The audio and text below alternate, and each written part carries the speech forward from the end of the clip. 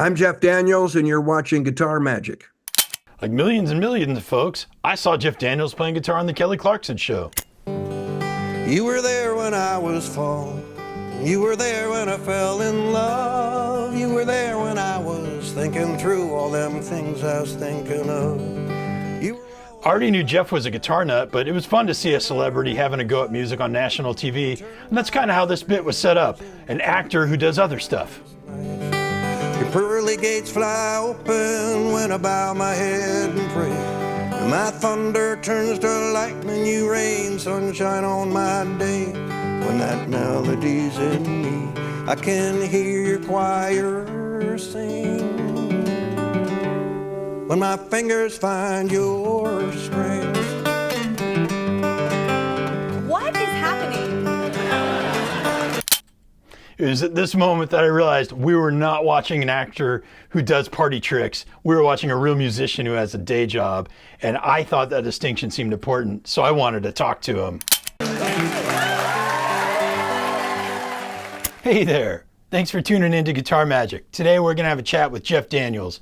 And aside from being a famous movie star, he's a damn fine guitar player and songwriter. This interview covers a lot of ground. Jeff does some guitar show and tell. He gives an account of his career that really puts his acting and his music in a different light. He offered up some really personal insights about how the guitar provided him creative independence when he really needed it most. And his perspectives on the story arc of songs and the emotional contour of a set list were fascinating. Jeff was really just riveting the whole time. By the end, it was clear that we were way below the surface and having a deep, deep conversation. And his parting advice about keeping music on the porch really hit hard. You'll have to watch that part at the end to see what I'm talking about, but I think you'll agree. Before we jump in, please take a second to subscribe and ring the notification bell. With a simple click, you can help this channel grow. It means a lot to me, and I think the YouTube algorithm likes it too. And most importantly, by subscribing, you're joining an audience that really cares about the guitar and the guitar community. All right, there's links to the Guitar Magic tip jar and merch store in the show notes. If you're feeling it, check those out down below. And I also provided links so you could get more information about all the good stuff that Jeff Daniels is getting into. Really glad you're here. Thanks for watching. Here you go. Hey, Jeff. How you doing? Good, John. Thanks for coming on Guitar Magic. Thanks for having me. It's a real pleasure. I've seen you in movies that I love.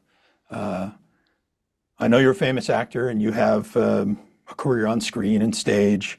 And I have to apologize in advance that when it comes to all those things, I'm probably not the most knowledgeable person in the world. But what I do know about is guitars, and I love guitars and music, and I know you love guitars and music too. So if it's okay with you, and knowing that there probably isn't any other viable option at this point, I'd love to talk with you about guitars and music. Is that okay? It will be refreshing to ignore the other thing I do. Thank you. You're most welcome. The guitar is a wonderful thing. It brings people together. Some of us, we fixate enormous chunks of our lives thinking about it.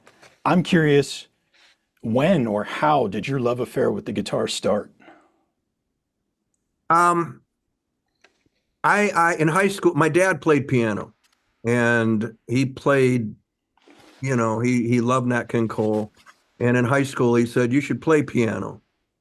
I had gone to, I think in seventh grade, I lived and still do live in a small town in Michigan in the Midwest. And in seventh grade, they took us up to the high school and they lined us up outside the band room.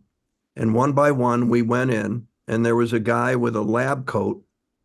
And he basically looked at us and felt up our face and moved our lips around. He felt like a horse there, look at it.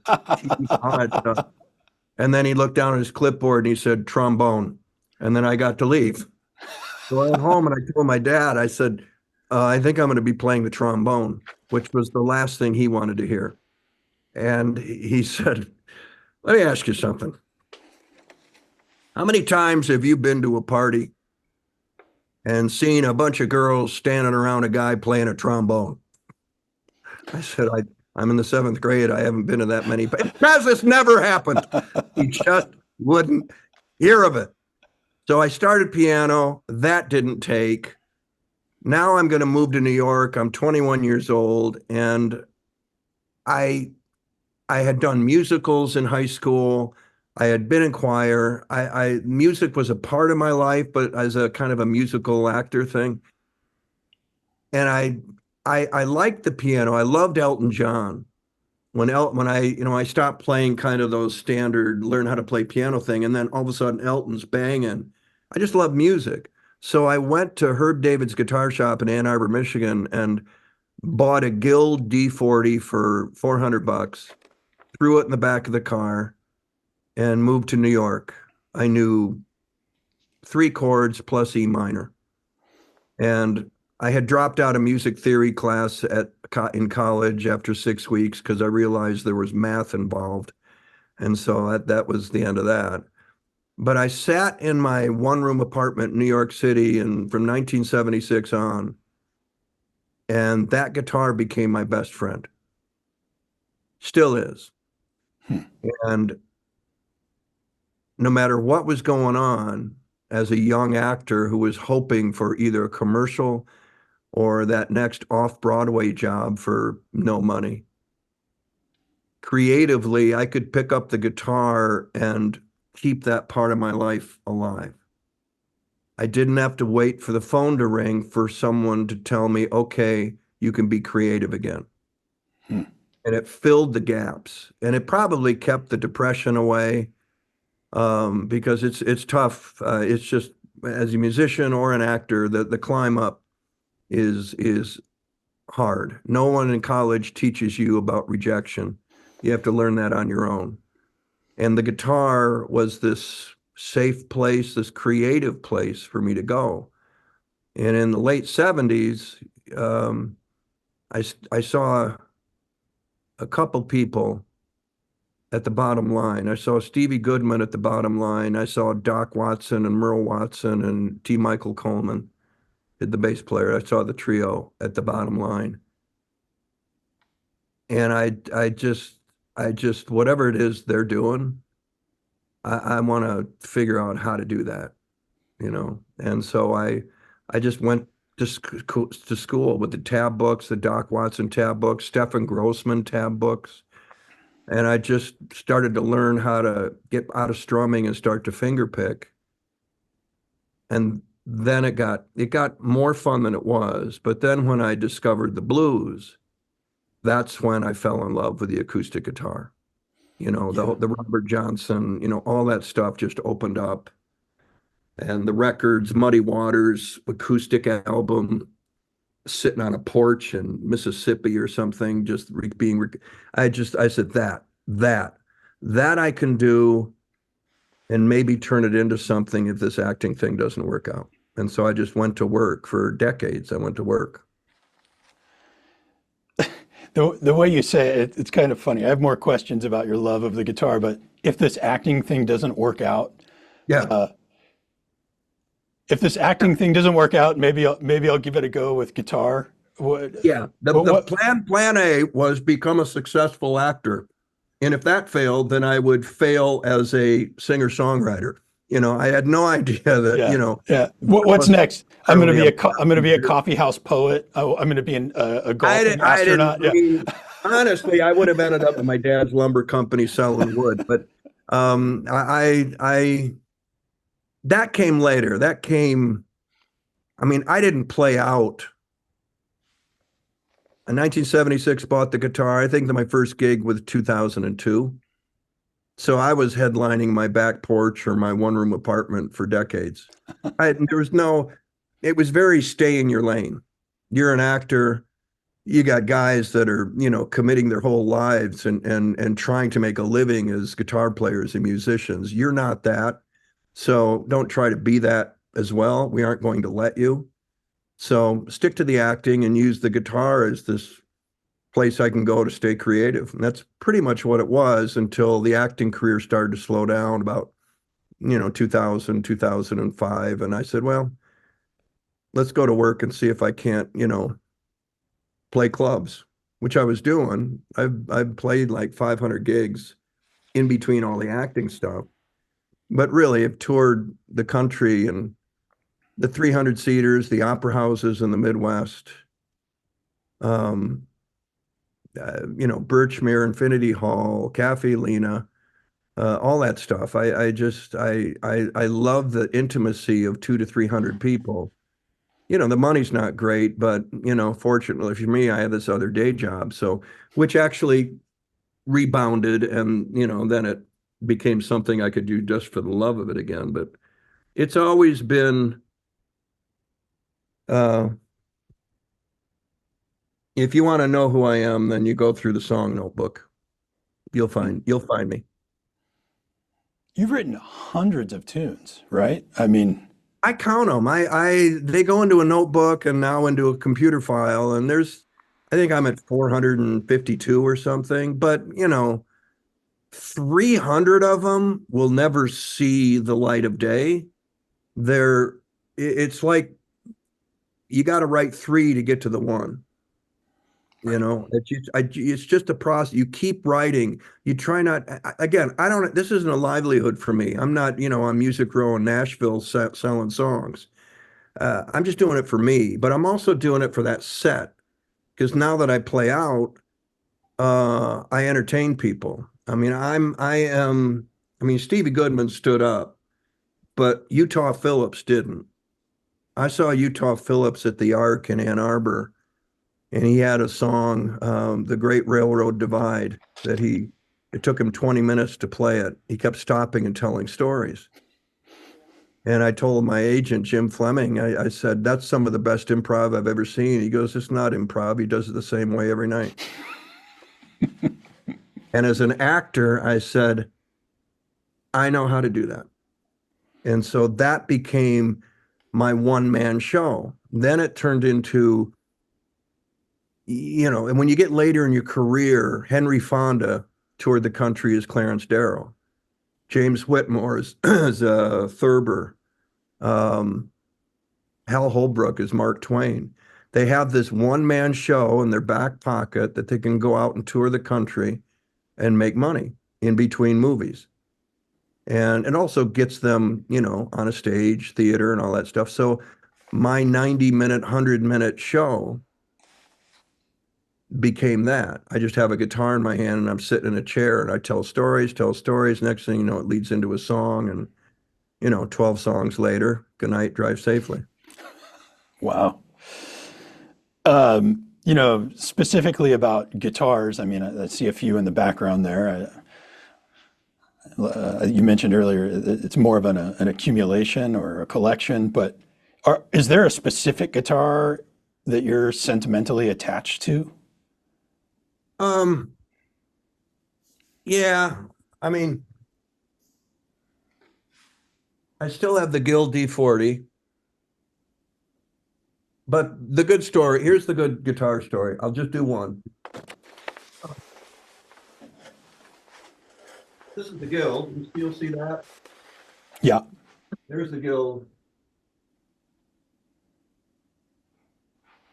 A friend of mine had a Martin, which sounded better, and loved it. And I bought a couple, but anyway, I at Elderly Instruments in Lansing, Michigan, I'd go up there and spend too much money, and they knew I fingerpicked. And a guy named Joe Concoli, a luthier at Elderly Instruments at the time, he'd repaired some of my guitars and stuff, and he said, come on back in the back room. Okay, we've got this guitar. It's a 1932 Archtop, except 1930, maybe 1934. But the top piece, we took the Archtop off and we put a 2003 piece of spruce on the top. So basically this is, Brazilian rosewood, 1932, 1934 C2 Archtop, except for this. So it's a hybrid. Mm-hmm. So valuable, not so much, but you can finger pick on it. It's got a big wide neck, the V neck back here. There's no truss rod, but it stayed pretty much in tune. So I played out with this for like 10 years, travel with it and the whole thing. And then I was doing a tour out east, and I drove it through Pennsylvania. I went to Nazareth, Pennsylvania, to Martin Guitar Factory. I made the pilgrimage. and Dick Bulk, who was the customer artist relations guy, met me, and they were very nice. And he said, "Where'd you learn to play?" And I said, "Well, tab books like Stefan Grossman." And he goes, "Have you ever met Stefan?" I said, "No." He goes, "Well, he's sitting right over there." He was in from Jersey to repair one of his signature Stefan Grossman guitars. So Dick takes me, I meet Stefan Grossman. Stefan takes this guitar and starts playing it. "What is it?" I tell him. And then he looks at Dick Bulk. He says, "Dick, you guys don't have this. You should make this." And Dick turns and looks at one of the co-stars of Dumb and Dumber, and it didn't click right away. It didn't like automatically get me Chris Martin on the phone. It didn't happen. But they talked about it, and he got the specs on this. He did some research. And then 2 years later, he calls up and says, "Yeah, we've made that version. And we're going to call it the Jeff Daniels Artist Edition, Custom Artist Edition. And we're going to try to sell some." And I was floored. And he said, do you know the history of this guitar?" I said, "No." He said, "Martin made about 500 of them in the early 30s. And they stopped making the C2 Archtops because they didn't sound good. And I've even seen one in New York at a place called Chelsea Guitars on 23rd Street. They had one hanging in the thing, and it was an actual from the early 30s, and the collector's rating on it was like D+. Just wasn't. Martin swung and missed. So Joe Concoli putting that top piece on did me a favor. But then he said, "You should know that the history of that guitar, here's one of the other 500 of them." And that's Jimmy Cagney playing one of the 500 C2 Archtops. Wow. On a set in Hollywood. Wow. First movie I ever did was called Ragtime, starring James Cagney in his last movie. So this became the guitar. This is number 26. Number 1 is sitting over, number 1's back there. They gave me number 1. I get the first one of the 2 batches, and they made 53 of them, and they said that's enough. No one's buying them. So we sold 53 of them, mostly to collectors. But so I got number 26, and that number 1's probably the special one, but this is the one that goes out now. Wow. Kind of a cosmic connection in so many ways. Oh my God. Yeah. When Dick showed me that picture, I was just, okay. This was meant to be. Wow. I'm just one more question about guitars, if you'll indulge me. You're a songwriter. You also, it sounds like the guitar was a friend to you. Do you think of the guitar more as a tool to help you get songs created? Do you think of it as something to keep your hands and mind busy when there's too much going on in your life? What is your key connection to the instrument? It's whatever I need it to be, and it will go wherever I want it to go. If I need to figure something out, and I had something recently where I was just furious. I just wanted to kill. And I would stay up at night and my head would just be spinning. And so I wrote a song about it, and no one will hear it, but it was an outlet. There are other times where I'll write, I write plays, and I'll get an idea and I know it's a play. Or I'll get an idea and I know it's a song. It's not a play. This is definitely a song. I was doing a movie called Paperman, an independent movie. Nobody saw it. And Ryan Reynolds was in it. This was before he was Ryan Reynolds. And he and I were passing each other in a skinny hallway in a house. And we should just, bear to the right and pass each other and go get coffee or whatever. But we did that thing where we kind of did that dance. Mhm.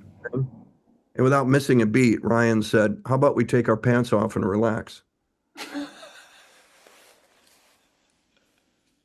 And I laughed. And then I took 2 steps and I knew it was a song. I knew it was a song. So that's when you grab the guitar and it goes, all right, what are we going to do here? And it's me and the guitar. Let's go. Let's go. We got one. Let's go. It's like hooking a fish and trying to bring it in. Let's take our pants off and relax. Yeah. Yeah. I could see the hook. Yeah. Oh, it's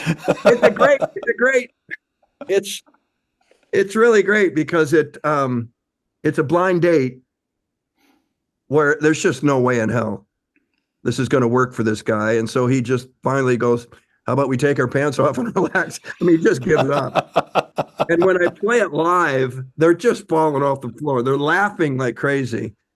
But I get to a point where, I'm just playing along, and then I tell the audience, every time somebody picks up a guitar and sings in front of people, inevitably you get to that obligatory sing-along. This would be that. And then I lead the entire audience singing, how about we take our pants off and relax? It works. It's surefire. Kills every time. Oh, it kills, just kills. They can't believe. And then we're done. And I go, you probably got in the car tonight and you drove to see the show, but I don't think any of you predicted that you would be singing about taking your pants off and relaxing, did you? As a listener and a music appreciator, I'm curious, what kinds of things in music cause you to slow down and listen more closely?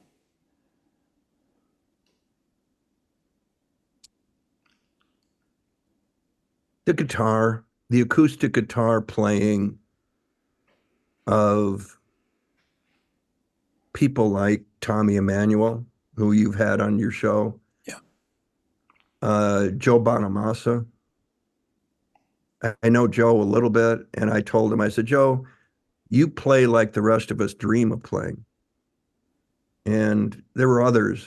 I mean, Stephen Grossman, Kelly Joe Phelps, Terry Morin I love listening to his guitar. He doesn't, he's got a band sometimes, but just those guys that can grab you and hold you with just the acoustic guitar. Those riffs that James Taylor has, Fire and Rain, Sweet Baby Jane, there's no pedal board, it's just that. Yeah. There's a purity to it. And, that'll get me. I like listening. I came up off Broadway with playwrights. I came out of college and community theater doing either playwrights that were dead or big musicals or all that. And all of a sudden I'm walking around Circle Repertory in Greenwich Village. And there's Lanford Wilson and John Bishop and Barilla Kerr and Corinne Jacker and Albert Innamorato. And these are living, breathing playwrights, all of them in the middle of rewriting a second act. It was alive. And so I was surrounded by writers, particularly Lanford, who went on to win a Pulitzer Prize for drama. And he loved actors, loved his Circle Rep actors. And he knew I played and not well. And I was writing, and he heard me singing one of my, 23-year-old songs. And, it was young. And he goes, you write songs? I said, yeah. He goes, let me help. And he handed me a piece of paper. And it was a poem he had written. And I don't know when he wrote it. It may have been the week before. It may have been something he wrote years ago, but it was about a bus trip he took as a young man from St. Louis up to Chicago. to be a graphic artist. And then that didn't work out. And he took another bus to New York and became a Pulitzer Prize winning playwright. But on that bus trip up to Chicago, it's a song called Road Signs and a poem called Road Signs. And it was basically just a long form poem. But it had all the imagery that I recognized as Lanford's voice. And it was one of the first times that I, as a young person, started to understand that you're looking for your own singular voice, that only you would phrase it this way. Forget the guitar, just the writing. Mm-hmm. And that's what you're looking for. You're not looking for cliches or something that appeals to as big an audience as possible. You're looking for that, saying something that only you would say it this way. Lanford had that in Road Signs in particular. John Prine had that. Lyle Lovett has that. Yeah. Stevie Goodman had it. Arlo has it. And then there are people like Cheryl Wheeler, Christine Lavin.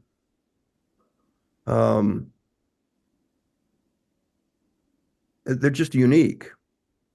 And so that's what you shoot for. And that's what I listen for. I don't listen to enough music. I wish I did. Jason Isbell jumped out a few years ago at me. I mean, yep. Yeah. That's Jason. That's a voice. I haven't heard that voice, that point of view. Casey Musgraves seems to be one of those. But, I don't listen to enough to know. But it's the storytellers with the guitar in their hands. I got to tell you, I was doing the deep dive on you. Well, first of all, like I said, I follow the music world. I don't know much about screen or stage, but I've been following you for a while, and I thought, well, he's got material. He's got creative output as a musician. I'm gonna dig through what he's got and see what it's all about. And I didn't realize. Well, first of all, you have so much material. I didn't really quite realize that. I mean, there's a lot of things out there with your name on it. And so first of all, I had my work cut out, two lessons. Don't interview people with too many albums, and don't interview authors with too many books, because you have to do so much homework to get ready. But I am my music. I'm all over. It's like my acting career. I am all over the place, In all of that, I think it was somewhere around 2010, I found a tune. I think you wrote it, Waltz with Me. Did you write that tune?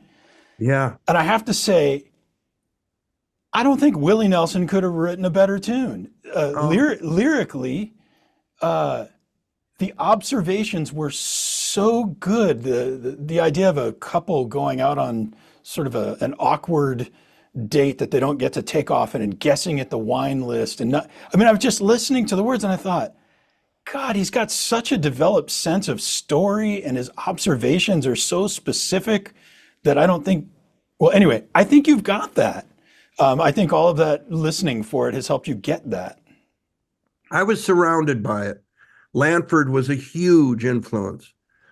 And Waltz with Me was one of those songs that I had worked up Road Signs, and I had been in several of Lanford's plays.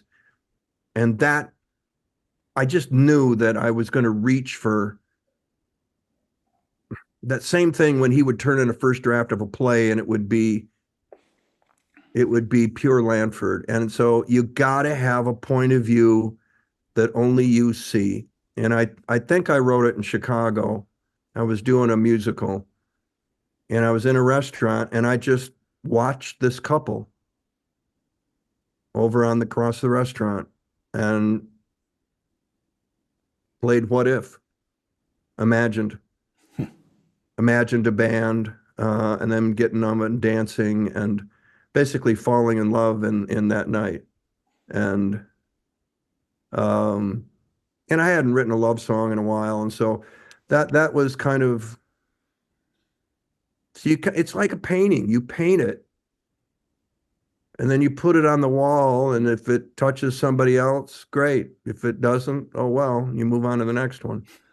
But you kind of know that they hang on. And part of my thing is that because of Dumb and Dumber or whatever, that they expect me to be funny. And I like being funny. I like delivering. Stevie Goodman had no problem with that. Christine Lavin, no problem with that. And there's an art to doing that. And just the same thing with acting. I don't want to be somebody who just does drama. I want to be able to go from Dumb and Dumber or A Man in Full to Atticus Finch or Godless. I want that range. Yeah. And I demand the same of the songwriting. And interestingly, when it's just you on stage for 90 minutes, the funny sets up the more serious. You know, I can do the song, How About We Take Our Pants Off and Relax? And when they're laughing, they're physically relaxing. They're bouncing. They're just letting it all go. And then you play Waltz with Me. And you got them. It's a gut punch. But you got to have the material, and then you got to set it up right to, sometimes I'll do 2 or 3 funny ones in a row and then drop that one on them. Something like that. And then they're crying. They're crying, which is, success. Yeah. Anytime the audience is in tears, it's success. Oh, absolutely. Okay, you're not weeping enough. Yeah. Some of this sounds like a knowledge about, well, let me back up. Let me rephrase it. Your work on stage and on camera, do you think having a sense of story and how to set up lines and scenes, does that help you in your songwriting or your delivery of these one-man shows where you're focusing so heavily on music? Yeah, absolutely. Yeah. Absolutely. It took a while, but I learned about story structure. Goes all the way back to the Greeks, beginning, middle, end. You've got to, it's just, you can't screw with that. You can try to hide it. The people that don't write formulaic television, and we all know that the bad guy's going to get it in about 58 minutes and then the show's over. There's no surprises there, but the good ones, like the Lanfords, like the Aaron Sorkins, they hide the structure. But as an actor, and I've written plays too, so I know that the beginning, middle, and an end thing, and the whole, so I understand that whole world. It's a very technical world. And I think the sets too, it's a very structured set that it's got to climb, it's got to go to a climax. You've got to get to there, and then one more and you're out, and then encore, okay. But it's got to build. And you got to grab them early, just like in story structure, the inciting incident. Something's got to happen in the first 10 pages that grabs us, and then we got to find out what happens after that.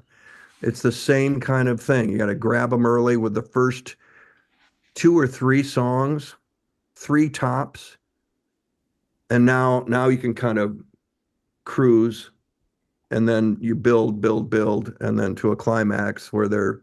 And the ideal thing is when you play like 100 minutes, and then the audience afterwards says it felt like 20. Right. That means you structured your set right. But I mix the funny with the serious. I can't just stare at my navel and sing serious for an hour and a half. Yeah. Can you just give people a sense of your musical output? Just how many albums, how many bands, how many, you already said 450 something songs, but I guess I'm trying to illustrate that this, for something that is not your day job, this is a huge piece of your life. Yeah, it's primarily solo. It began with my theater company, and we were 10 years old as a theater company, and nobody knew I played. I'm the founder, executive director. Nobody knew I played the guitar. I just played at home. And we commissioned Lanford, of all people, to come out, write a play for us. And he knew I had written road signs. He'd heard it and loved it. And we were in a bar in town, and there was a local guy playing, a set, and he put his Ovation guitar up against the wall, took a break. Lanford said, go play road signs. I said, Lanford, no, I'm not going to go play Rhodes. So I had to get up and I played it and people couldn't believe it.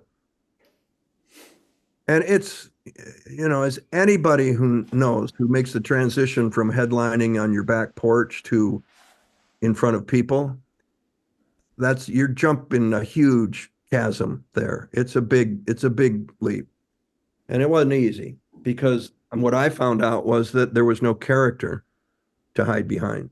I had to be myself and sing my own songs. So the flop sweat and all of that, it took easily a bunch of gigs, but those gigs started at my theater company. 3 months later, we were selling tickets to see me for 5 shows to raise money for my theater company between Christmas and New Year's Eve. Suddenly I'm gigging. And of course, they're selling out to see the actor that they are realizing, early on, as they always do, oh my God, he's going to actually play how long? This could take this whole Now that we've seen him, we're over it. He's going to sing songs. And I would open with, if William Shatner can, I can too. Just to cut him off at the knees. I'm one step ahead of you. Bum, bum, bum, bum. And I'd go into it. But I learned how to do it and I really enjoyed it because unlike being an actor, you give your performance away. You get to film TV. When they say cut, it is no longer yours. It's theirs. And they're going to cut it up, move it around. They're going to use different takes, and cobble together some version of what you thought you were doing. And Sigourney Weaver told me, she goes, you just need to understand that the movie that you have in your head is not the one you're going to see. And the sooner you understand that, the better. Because too many people have their hands on it.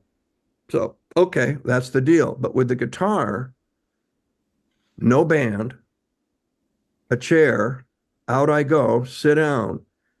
I'm the director, I'm the editor, I'm the studio, I'm the writer, I'm the actor, I'm everything. So it's all on me, and I have complete creative control of that. And I love that part of it. I love that. And I keep doing it because of it's like heroin, you're mainlining that kind of 100% pure creative experience.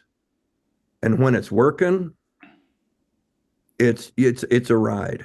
It's a ride. And I don't need the band and I don't need anything else. I just need good writing. And so I worked really, really hard on the writing. I've gotten the guitar work up. The finger picking's gotten better and better and better for someone who's self-taught. And I can do a show now. I got a show in my back pocket, just like Henry Fonda did and James Whitmore and Hal Holbrook. And it works. And it's fun to do. If the acting career ended, and we all expect it to end because they always do, you get a call on Tuesday saying, you're over.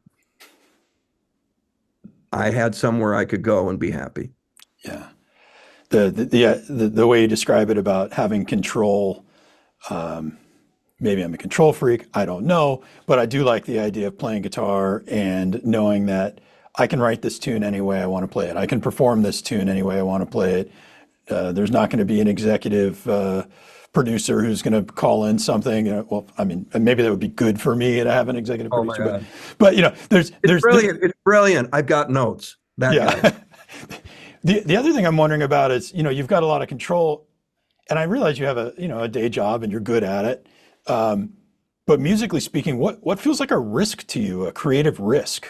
Do you feel creative risk in music? I have my show. I have several shows I can do, and I'll interchange and I'll put stuff in just to, road test them. Does this song work? Oh, it shouldn't be here. Okay, never mind. But if I get fancy, if I start getting, stretching myself on the guitar, that for me is a risk. And I'm not a natural, like some of the guys you've had on your show who are way beyond. I got to work at it and really practice it. And it's the same thing with doing a scene in a movie or Broadway. You have to do reps. You have to rep the speech, rep it, slow, slow, slow. Really get the words flowing together so you're not thinking about them and sentence to sentence to sentence and sentence. The same thing with the finger picking. You got to know where you're going.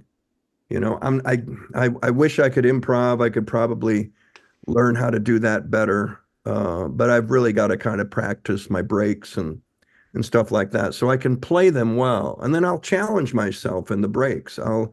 This is fancy. And, one little step and, it's next thing you know, 2 wheels around the corner, you're going up the cliff and like, let me take that back. I try to avoid that. I try to work on it so hard that then I can just, it's like lyrics. And then this is the break and this is how I play the break and make it fancy enough so it's interesting. The finger picking helps because you can turn your 6 strings into like a whole orchestra, up, high, low, and medium. Yeah. If I've got a good sound system, which we do at my theater company, which is where I play a lot now, we've got surround sound, we've got woofers, we've got everything, and just an acoustic guitar, we can boost the bass so that it's rumbling under their seats. Right. When you've got some blues, low blues thing going, it's fun, and I enjoy all of that sound coming out of one instrument.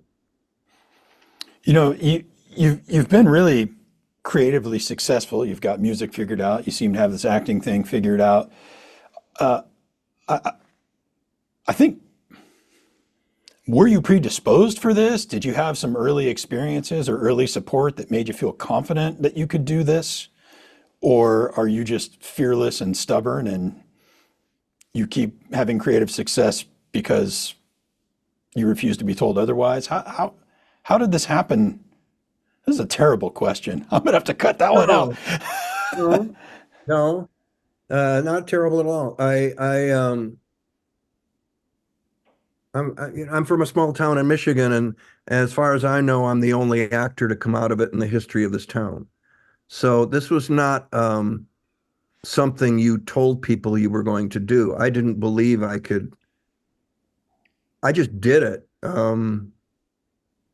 I saw my dad when I was about 5 years old. The Kiwanis Club put on a little program to raise some money for the town. And my dad, they played Swan Lake, the ballet. And my dad came out in a pink tutu and a wig and black high top Converse Chuck Taylor basketball shoes and kind of danced across the stage. And the whole 700 person auditorium fell on the floor laughing. I remember that.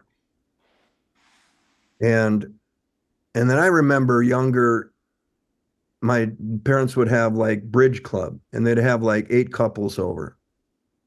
And we were downstairs in bed and maybe I'm 7 or 8 and everyone's laughing and loud. And so I crawl up to the top of the stairs and I look into the living room and there's my dad standing up in front of all these people telling a 15-minute story, laughing at his own jokes. They're laughing. It wasn't that he was a stand-up comedian.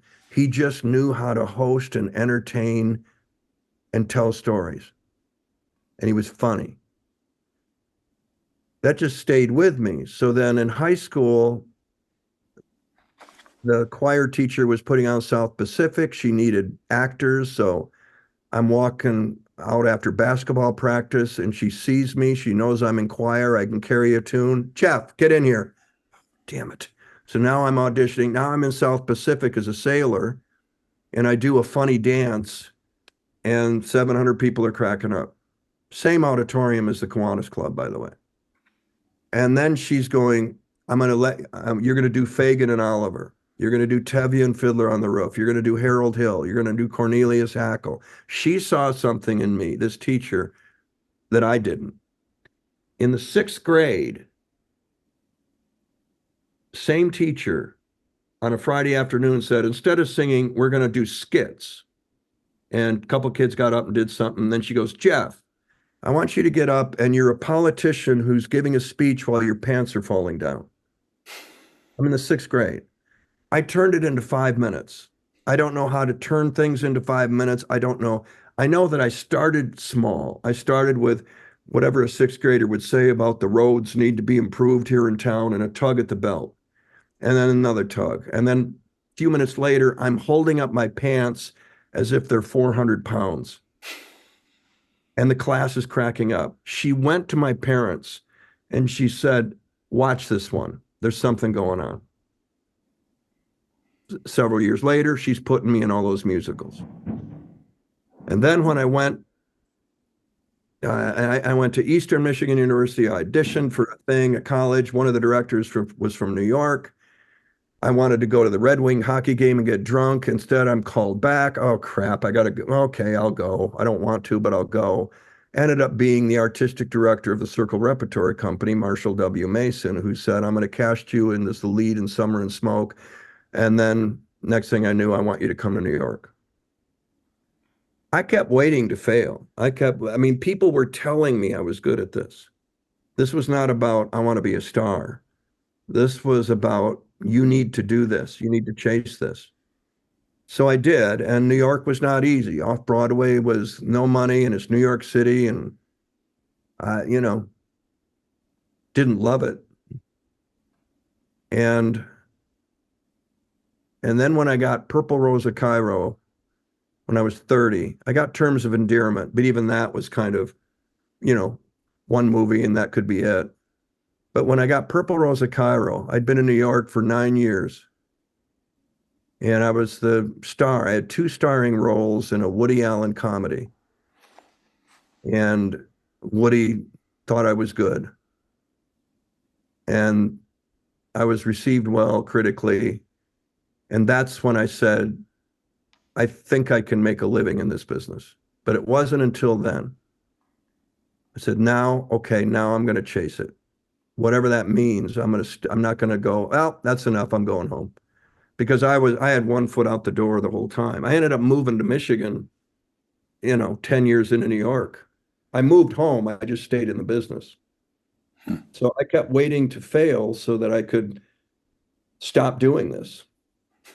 And then, well, while I'm doing it, I might want to get better at it. So maybe I'll actually apply myself. And I did. I wanted to, and then I started working with really great people, and that's different. I got friends who are still, they're doing stuff that no one's going to remember. No one's watching. No one cares. They're great actors, but nobody knows their name. And I've had the opportunity, especially early on, to get around Jim Brooks and Woody Allen and Jonathan Demme and Mike Nichols and those guys. And that's big time validation that maybe you might want to stay at this. And so that helped a lot. Helped a lot. Thanks for sharing that. I had a hard time getting into the question, but I think you made a lot of it. And I feel like there's some lessons there about the validation that's required to keep going. And also, it almost sounded like you had a reluctant persistence. Yeah. Like you were waiting for it to fail, but you kept going. Yeah, I was a fatalist because they don't last. Movie careers do not last. You got 10 years. Maybe you got 3 movies. You start to hear the things. If you have 3 flops in a row and you're a star, you're done. If you see the price drop, your quote starts to go down, you're done. Yeah. You're on your way. I remember my agent, we were talking about, it was like in the 80s, talking about a movie I was going to do and who's going to be the supporting role in such and such. And I suggested a name and he said, no, he's over. And you're going, oh. But that's how fast. And it's a young man's game. It's I got a song called Are You As Excited About Me As I Am, which is I wrote having done one too many red carpets where the stench of ambition is just, you have to take a shower after you walk the red carpet. It's just unbelievable. So I wrote that song, and in the thing, the star thing starts to fade, and his manager tells him, well, yesterday was a long time ago.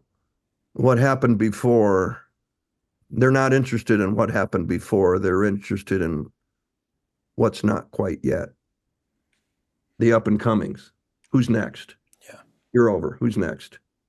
And it's today. So you see it today, especially, I mean, I'm 69, and to be, kind of, I mean, I'm untouchable now. I can work when I want, I'll get good people calling. I'm okay. But we're disposable. Yeah. And the guitar isn't. And then I come home and the guitar is sitting there. The guitar is going, are we going to play tonight?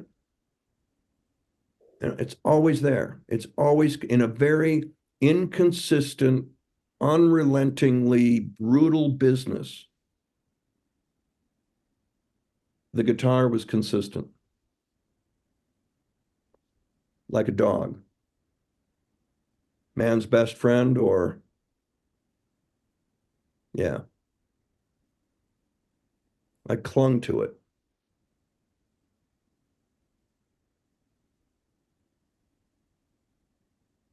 I don't think you're alone. I think a lot of us cling to it. Oh, and you know what? I just did this Kelly Clarkson thing. I don't know if you saw it, but it went viral. And it's a song called When My Fingers Find Your Strings.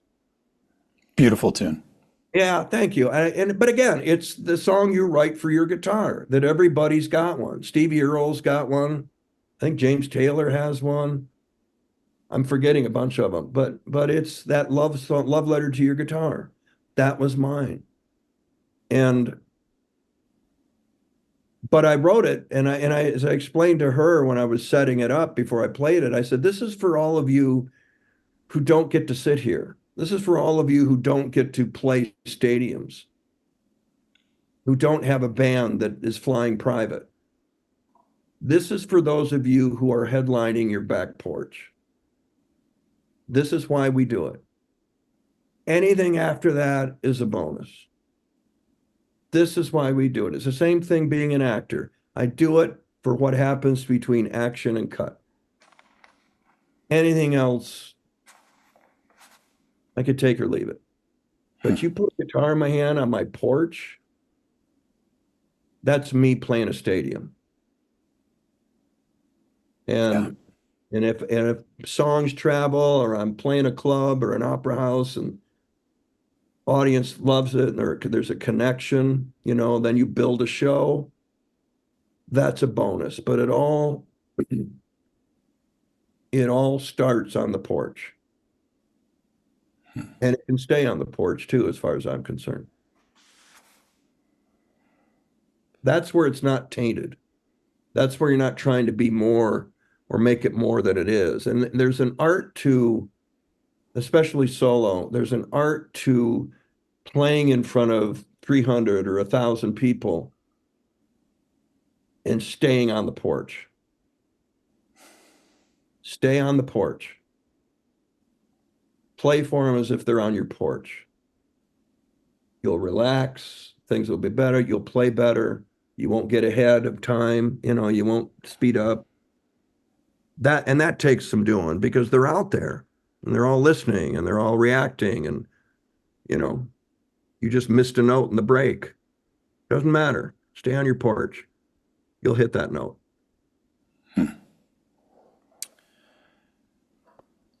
I have about 10,000 more questions for you, but I don't think we can get any better than what you just said. Cue the music. Cue the end credits. Hey, thank you so much for coming on the show and sharing your insights with us. Really appreciate your perspective, and I'm so glad that you have a day job and that you've got an avocation that includes the guitar. You've been a good ambassador for the guitar. Thank you. Thanks, John. Appreciate it.